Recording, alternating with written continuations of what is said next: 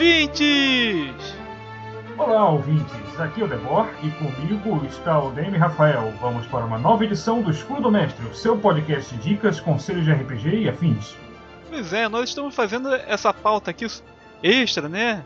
Pra poder cobrir aí a falta do Guilherme e do Victor, que eles foram atacados aí pelos ninjas da Redbox. Derrubaram o escudo, mataram os NPCs, foi um desastre. Quase um TPK, mas nós estamos aqui para segurar essa onda e não deixar vocês sem informação.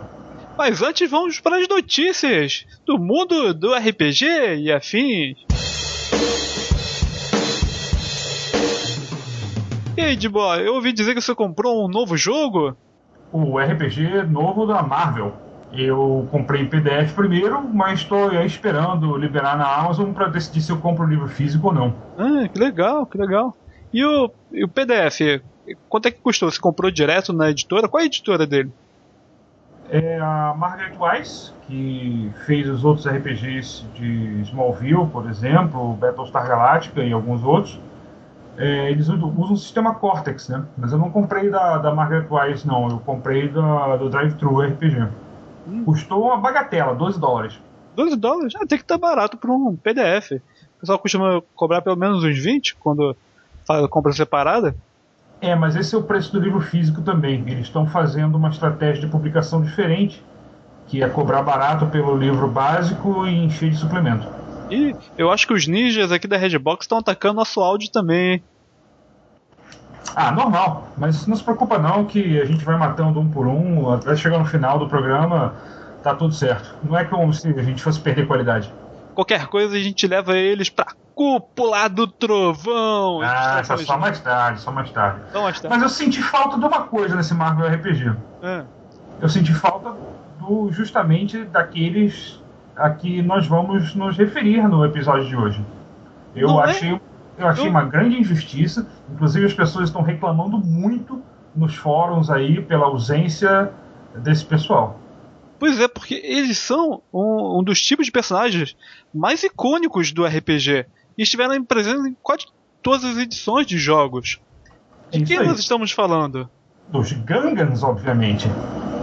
Então, nesse episódio do Escudo do Mestre, nós vamos falar sobre os Gungans em todos os jogos que caíram aqui na nossa mão, para você poder aproveitar melhor nas suas aventuras. Mas é imperdoável o Marvel RPG não trazer regras para fazer Gungans, cara. Imperdoável. Então vamos para o nosso assunto do Escudo do Mestre. De boa, qual foi a primeira vez que os Gungans apareceram aí no RPG? Cara, foi ainda no D&D. Isso bem nas antigas mesmo.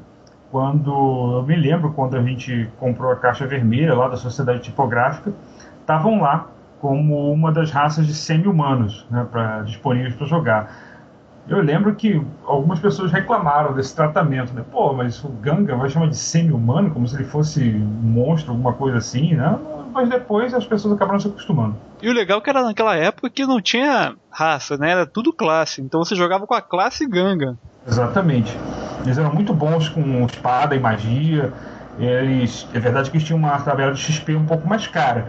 Mas, pô, todo mundo jogava com Gungan. Quase todo mundo. Mas eu acho que ainda eles tinham aquela vantagem, né? Que eles lutavam melhor com lança, usavam os Sling muito bem, né? E ainda eram anfíbios, pô. Que é melhor do que isso? Aí tinham magia, poder de cura. Era a classe mais roubada que tinha. Não sei a mais roubada, né? A tabela de XP era bastante severa com eles. Então, muitas vezes você jogava lá com seu maguinho, que era o Magic User, né? Que também tinha uma tabela de XP maldita, 2.500 para passar de nível. E muitas vezes você chegava lá no sexto, sétimo e ainda tava lá o Gunganzinho no segundo, no terceiro. É por isso que muita gente achava que os Gungans eram até mais atrapalhados, né? Porque eles demoravam muito para passar de nível. O que é uma inverdade, mas felizmente isso não durou muito tempo, né? Esse negócio das tabelas de XP diferenciado acabou sendo resolvido mais pra frente, mas não vamos adiantar o assunto. Mas aí, qual foi a próxima vez? Eles apareceram então no AD&D, quando saiu a primeira versão dele, não foi? Foi aí quando ele, juntamente com os anões e os halflings, os Gungans deixaram de ser classes estanques para virar raças, né, para ser um dos componentes do personagem. Então você escolhia a raça e depois a classe. Então você podia jogar com um Gungan guerreiro, um Gungan ladrão e assim por diante. Meu preferido ainda era o Gungan clérigo. Ele tinha o outfit, o desenho que tinha do Gungan clérigo era o mais legal que tinha no livro. Fato. Verdade. Mas eu não sei, eu sempre tive uma queda pelo ladrão. Mas sabe que os Gungans, eles eram muito legais assim de trabalhar. Só que eles acho que não foram ainda tão bem retratados nos jogos da D&D porque eram muito fantasia, né? Eu acho que as raízes mesmo da mitologia dos Gungans, elas foram melhor aproveitadas quando eles foram levados pro mundo das trevas. Foi o que aconteceu, eles foram buscar lá na Tailândia, né? Todas as raízes das origens dos Gungans, aquela coisa que é perfeitamente conhecida por todo mundo. Porque os Gungans eram encontrados nas selvas da Tailândia, onde tem aquelas imagens das estátuas quebradas, né? Inclusive eles aproveitaram um desenho desses para poder fazer o estágio do Sagat no Street Fighter. É verdade, eu me lembro de um cartão postal tailandês que eu vi uma vez, em que mostrava assim, uma estátua caída, como se fosse um Buda, não sei o que era aquilo direito, e um caçador Gungan ali à espreita em cima da estátua, era muito legal.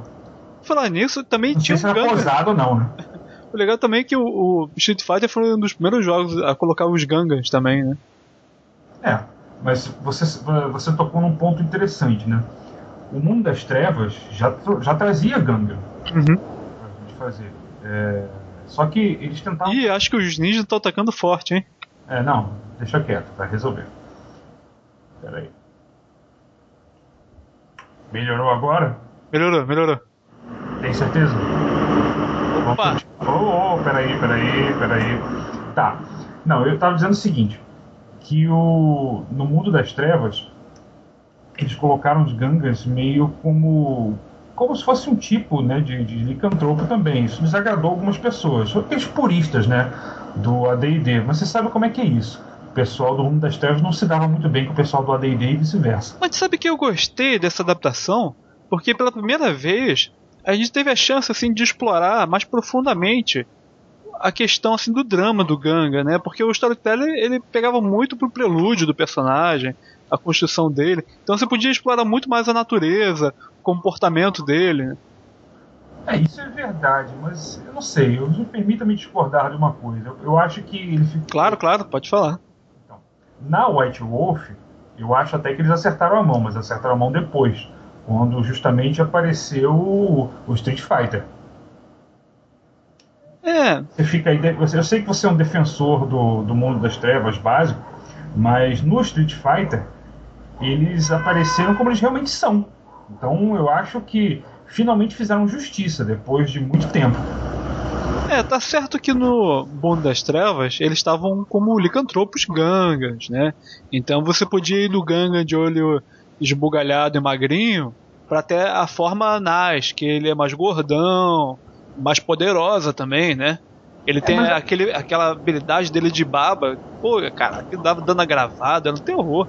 Mas a minha crítica é toda essa, cara. Porque o mundo das trevas insiste em fazer esse tipo de coisa. Não existe ninguém que seja normal. Então por que não retratar o Gungan como ele é?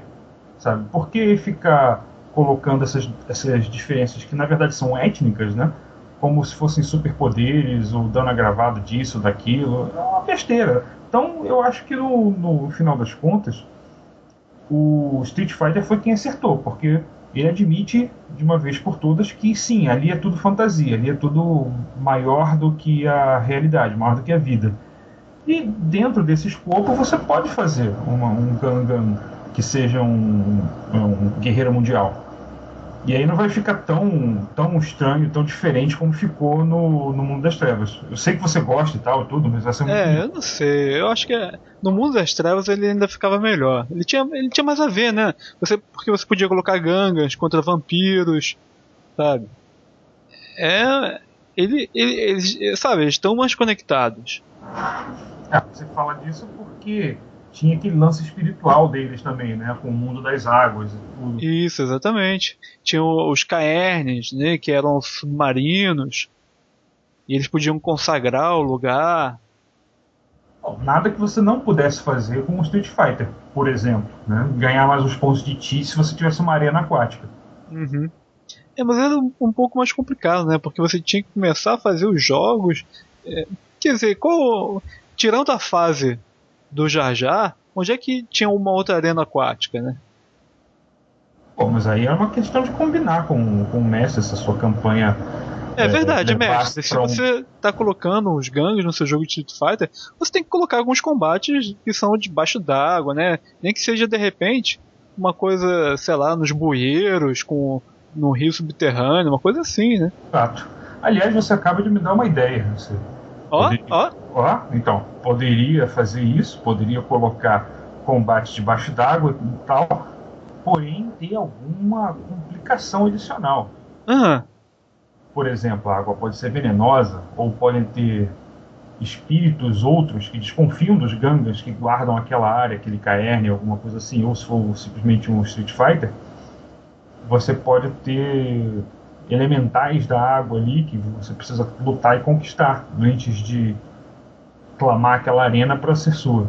E é legal porque você pode explorar até uma coisa que sempre foi dito na mitologia dos gangas, né? Se você está fazendo um jogo assim no esgoto, você pode colocar os crocodilos, jacarés do esgoto, e sempre vai ter um maior do que o outro.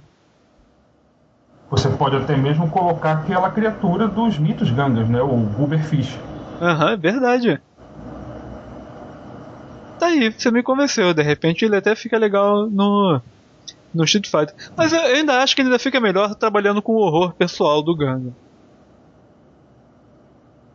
Eu diria que você precisa ter muito trabalho. Você tem menos trabalho quando você está no Street Fighter, mas é isso aí, é uma questão de gosto e eu respeito. Sabe quem trabalhou também muito bem essa temática dos Gangas? Quem mais? Eu não estou lembrado agora. Assim, Olha, imediato. então, na época da Dragão Brasil, olha quanto tempo, na época da Dragão Brasil, Marcelo Cassaro, ele fez uma adaptação que ele fez o quadrinho, ele, acho que primeiro saiu numa Só Aventuras, ou não lembro se foi uma matéria, sabe? Não, E acabou rendendo história em quadrinho, Lua dos rendeu Gangas, isso? Lua dos Gangas, exatamente. Gangas, né? Isso. É. Isso. E que se passa na lua deles, e numa cidade suspensa de Otuganga. Pô, mas isso foi meio polêmico na época, não foi não? Foi. Tá vendo como é que foi polêmico? Foi polêmico e mamiludo. Porque pela primeira vez assim, ele colocou gangas de peito de. As mulheres gangas com peito de fora, né? Com os seios à mostra. O pessoal até ficou criticando assim, mas pô, ganga não é meio anfíbio? É que tem uma Maria que não sei o que lá. E ele era até meio mal educado na época, quando escondia isso do pessoal. Desnecessário isso, né? Mas enfim. Eu lembro que ele falava, mas desculpa se eu gosto das minhas gangas com peitos, com seios. Se você não gosta de seios, o problema é seu. É muito, muito incorreto o Sr. Cassaro, mas enfim, a obra dele está aí, está para ser analisada. Eu acho, eu não gosto de tudo que ele escreveu não, mas essa da Lua de Gangas até que estava bem legal. Mas sabe que eu gostei muito dessa série, porque ela reapresentou os gangas no mundo, né? Então assim, já estava um pouco batido o uso de gangas no D&D. E com essa série nova ficou muito mais legal trabalhar com os gangas nos jogos. Porque tinha uma batida mais tribalista, né? Exatamente. Foi um ganga assim, mais primal, né? Podia se recuperar algumas coisas que não ficaram muito bem com a D&D. Porque, afinal de contas, você reunia, já pensou, você reunia aquele paladino humano, aquele clérigo anão, e só de repente tinha um Gangan com uma lança e tal, no meio do cavaleiro, do clérigo. Era meio complicado, não é impossível, mas as pessoas às vezes ficavam meio perdidas. Né? Ih, acho que os ninjas te atacaram aí de novo, hein? A gente tem que matar esses ninjas. Peraí, só me dá um segundo enquanto eu pego aqui as minhas espadas e lanças para defender o castelo. Só um segundo. Pronto, melhorou? Acho que melhorou. Então vamos seguir. Então, mas aí a gente falava do Lua de Gangas, né?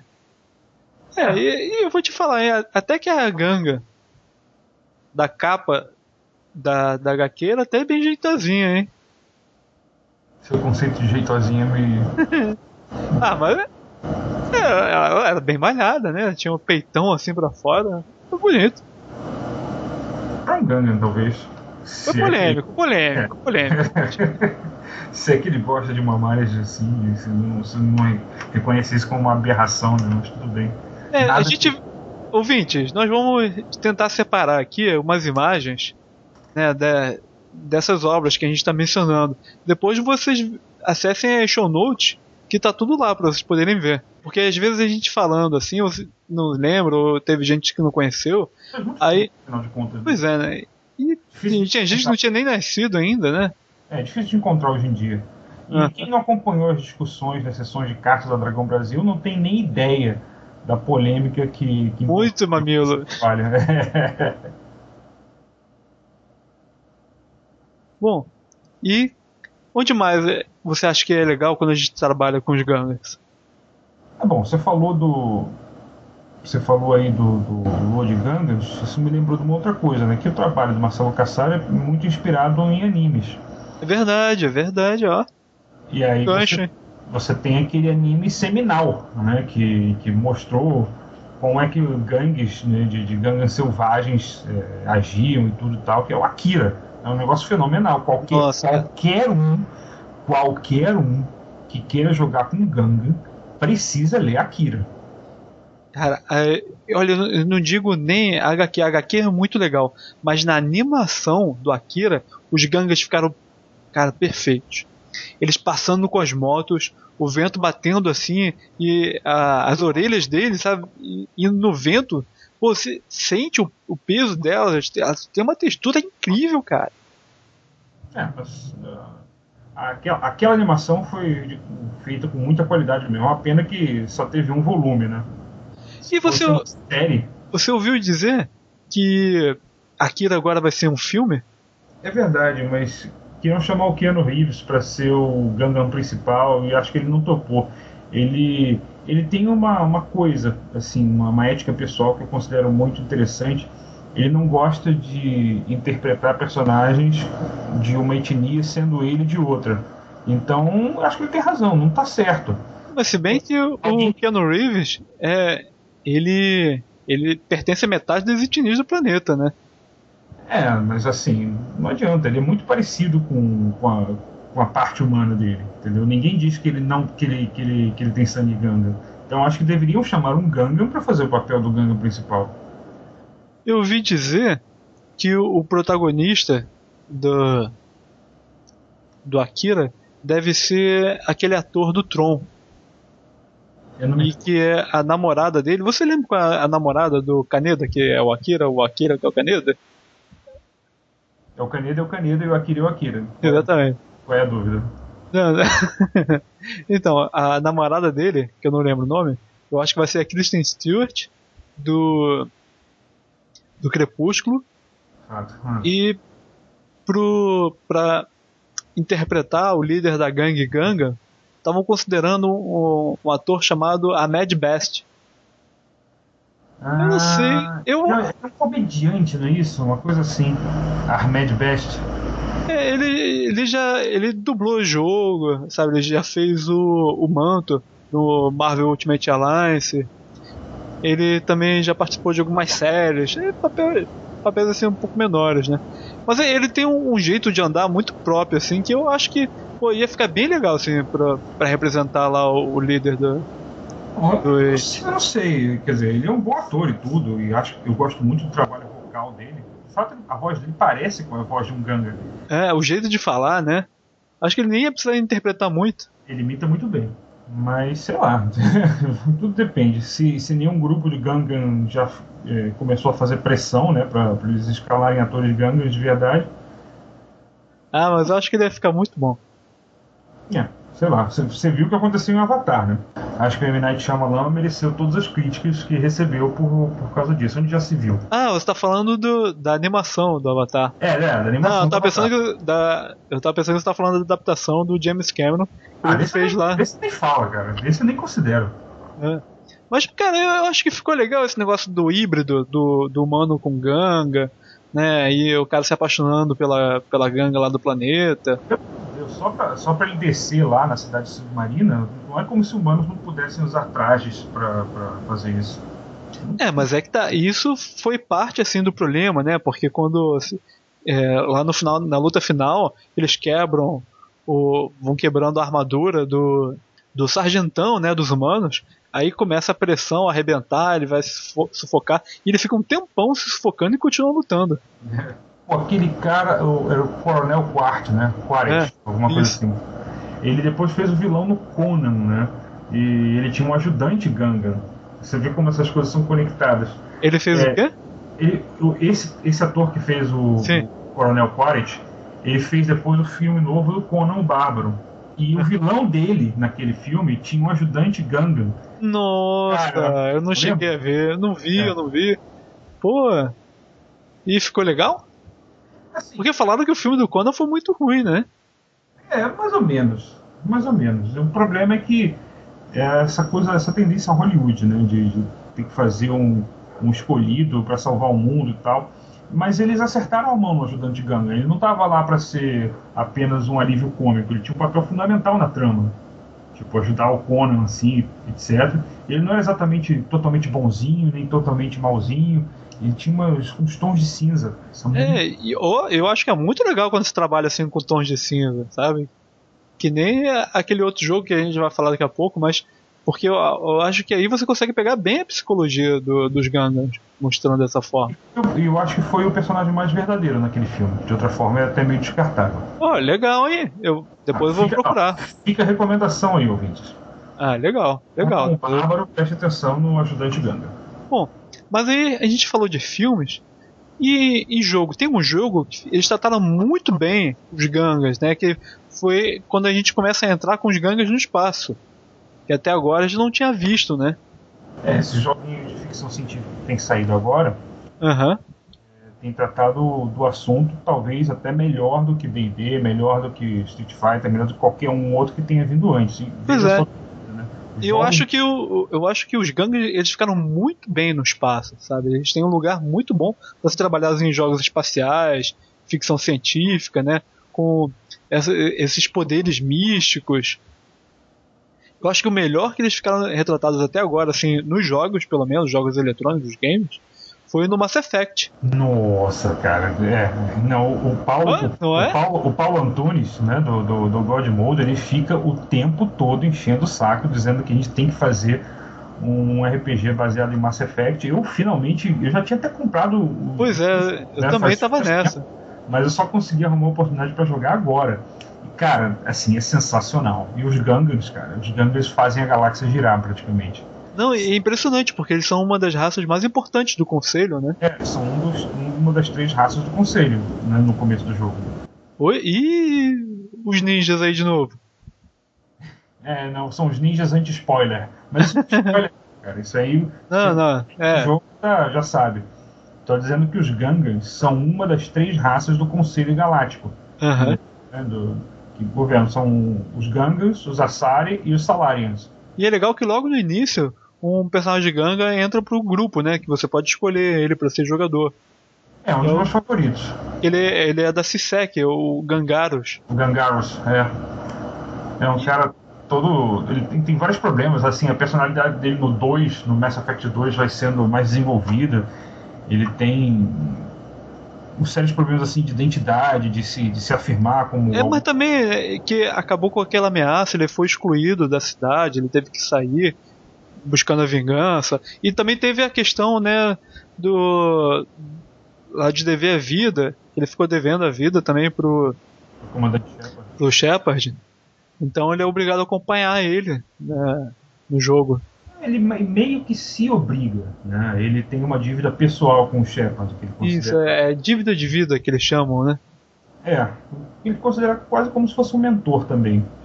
E, claro, se você escolher jogar com uma comandante Shepard, ele sente uma certa atração também, que você pode escolher corresponder. Mas eu acho que isso foi só no 2, né? Só no 2. Mas se você reparar bem em alguns dos diálogos do 1, isso já tá lá escondido. Na verdade, eu acho que quando ele saiu a primeira versão do 2, ele estava liberado pro Gangaras ter relacionamento romântico, tanto com a Shepard feminina quanto com o Shepard. Nossa, mas isso é muito, muito esquisito, as pessoas não iam gostar. Só que aí ficou polêmico demais e eles preferiram bloquear. Só que já disseram que no próprio disco do jogo tem todos os diálogos, as cenas, só que não é liberado para conseguir chegar nelas, mas tá tudo lá no disco. Eu estava lendo agora há pouco, inclusive, né, nessa pauta, e eu fui buscar na wiki, né, do Mass Effect, e eu vi que tem uns camaradas que conseguiram inserir umas linhas de código assim, e aí você destrava esse conteúdo. Só que, assim, o vídeo não fica todo pronto, não tá meio cru e tal, mas dá pra fazer. Se você tá interessado só na história, olha aí. Bom, mas eu só jogo com o Shepard masculino e, na boa, cara, eu não ficava jogando pra poder ficar me roçando num Ganga. Não quando tem a Miranda por perto. Não, e o pior é que tem um dos diálogos depois, que é a Shepard. Ela fala assim que a língua dele é espetacular, cara. Isso é nojento. Gosto não se discute, como eu já falei antes. Mas isso que é legal no Mass Effect, né? Porque ele tem pra tudo. Tem o homossexualismo, o heterossexualismo e a xenofilia, né? Sei lá como é que se chama, o ismo. Xenofilia, exatamente isso. Atração romântica por membros de outras espécies inteligentes. Mas com Ganga acaba ficando muito bizarro, né, cara? Enfim. Mas daí, vai ver, foi daí que saíram os semi-humanos lá do D&D. Ou aquelas certas adaptações da época do Mundo das Trevas, né, que ficavam pulando pela internet nos anos 90. Isso foi antes de sair, o suplemento que falava dos outros licantropos e que falou dos Gangers, né? Mas enfim, putaria fora. O Mass Effect, como eu estava dizendo, é um dos melhores jogos que você pode ter. Porque é tudo, cara. Ganga em espaço tem tudo a ver, em primeiro lugar.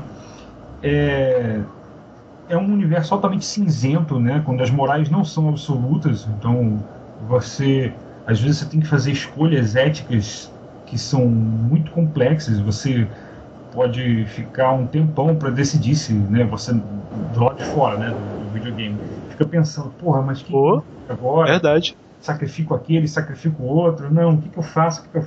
Pô, mas e você? Sacrificou o Gangaros? Eu não consegui, cara. Ele é muito bom. Ele é muito bom pro jogo, assim, é um dos melhores. Eu acabei sacrificando um dos outros personagens, que era quase como um mestre pro Shepard, mas eu tive que manter o Gangaros porque ele era muito melhor. Não sei se melhor, mas, cara, ele é.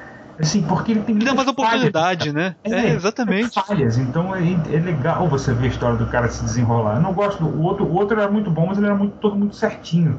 Então, eu não gosto muito disso. Mas aí, o Mass Effect, ele explorou, né, o Ganga no espaço, só que a gente chega no melhor jogo que trabalha com os Gangas. Claro. Porque mostra, né, como eles podem ser mais acinzentados na galáxia, no universo. O Mass Effect é muito bom, mas se você quer um tratamento profissional mesmo, e ainda mais em termos de RPG, você tem que ir atrás de, óbvio, Warhammer, cara, 40k. Warhammer 40k, pô, perfeito. Eu tô muito na pegada do Warhammer 40k ultimamente. Não, quando você pega daqueles soldados, né, os fuzileiros de elite do Imperador Naz, e cara, eles... e você poder gritar, For Emperor Naz! For o Taganga! Pô, é muito legal, cara. Você monta naquelas bestas, né? E tem os seus escudos e ficam jogando as bolas de energia, né? As bombas. Nossa, cara, é muito legal. E a melhor arma, o melhor equipamento, a melhor armadura, os melhores gritos de guerra. E ainda por cima serve o Imperador, cara. O que mais você quer? Não tem espectro que se salve, não tem orc, não tem ameaça nenhuma do universo de Warhammer 40k que sobreviva um pelotão de Gangans devotos. Não, e é legal porque às vezes tem várias escolhas morais que você tem que fazer durante o jogo. Porque às vezes você tem que proteger as colônias, você tá lá lutando para proteger elas, mas aí de repente você é obrigado a ter que, por ordem do Imperador, a ter que conter aqueles humanos. E sacrificar uma colônia inteira. Mas você pensa que isso é monstruoso e tal, mas graças ao sacrifício dessa colônia você ganhou tempo ou recursos para salvar a galáxia.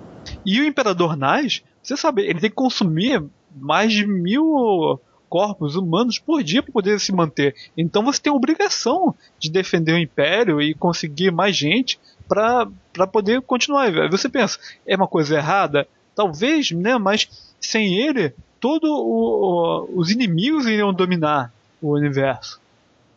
Assim, há alguns críticos que dizem que talvez, se fosse assim, os Gungans não mereceriam viver, né, já que eles precisam cometer esses sacrifícios todos, mas eu não sei, eu acho que isso é uma coisa que dá muito pano para manga para discussão durante o jogo, e a gente não pode simplesmente enxergar essas coisas em termos de preto no branco.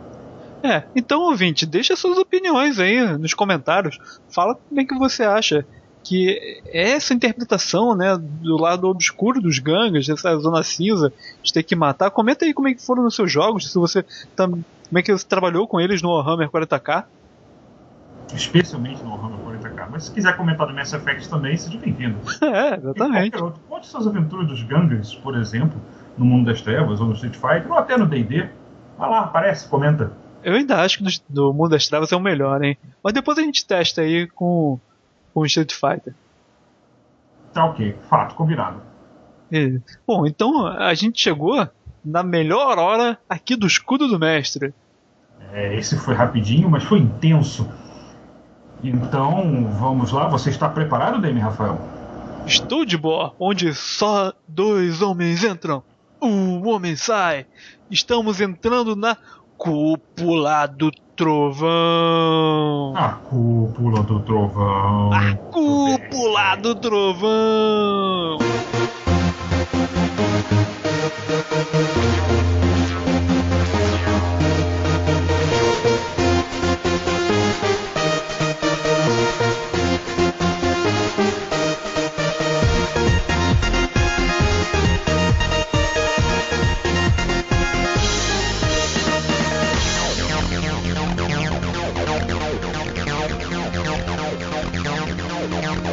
Muito bem. Eu começo ou você começa? Você que sabe. Então eu vou começar. Tá, ok. Vamos lá. O tema é Cidade Secreta. Cidade Secreta.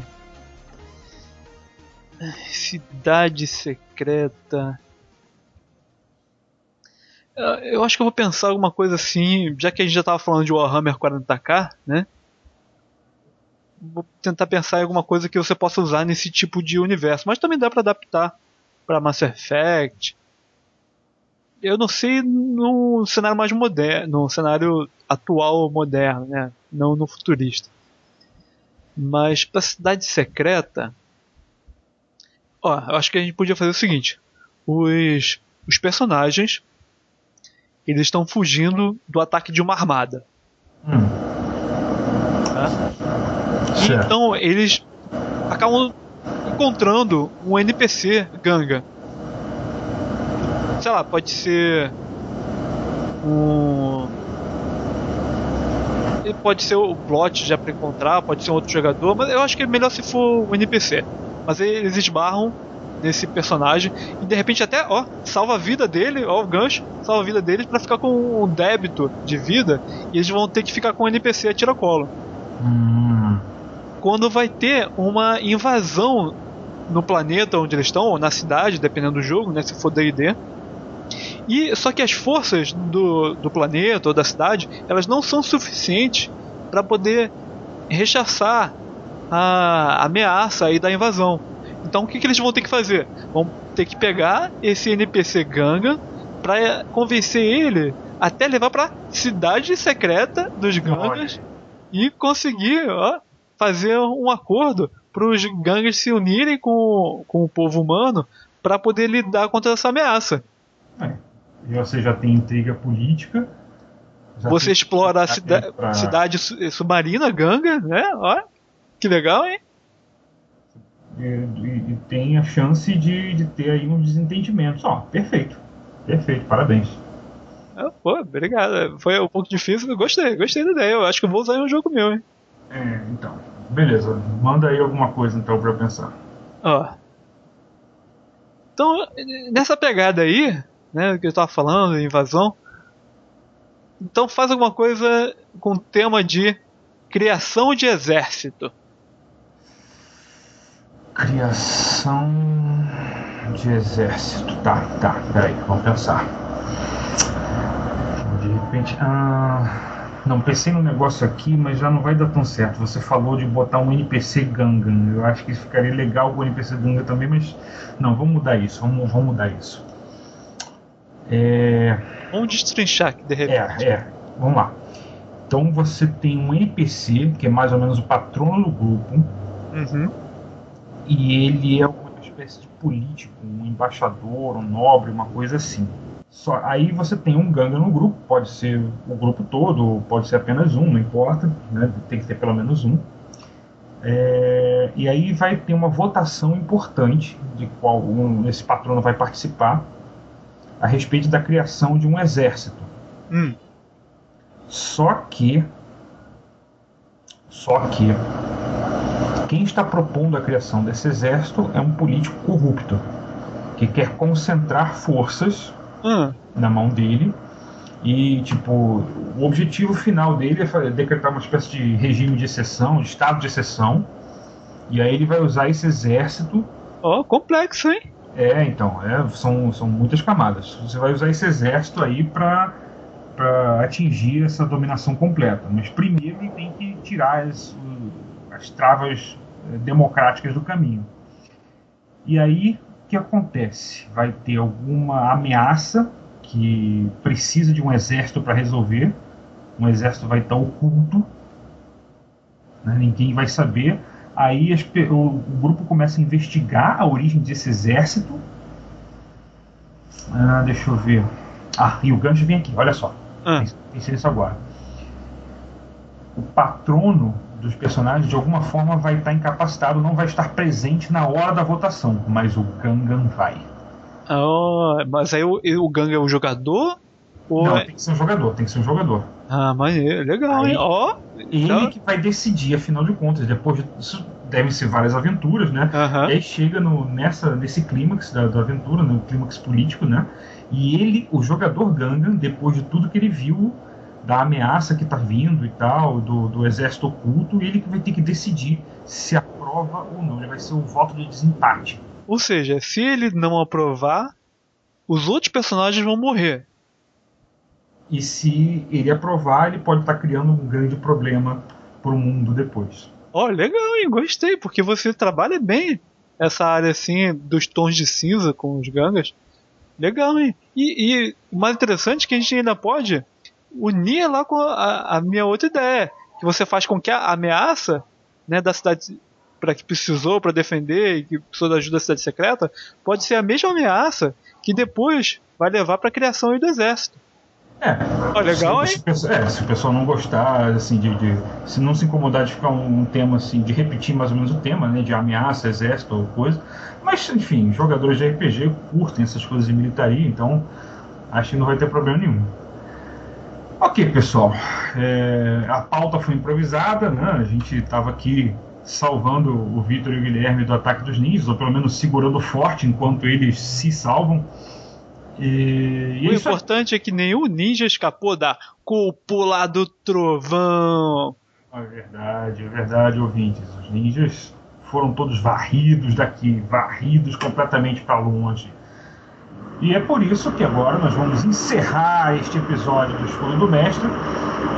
E eu espero que vocês tenham curtido. Por favor, apareçam, compareçam, comentem aí no fórum Terceira Terra. E a gente se vê numa próxima vez. Até mais, ouvintes. Até logo.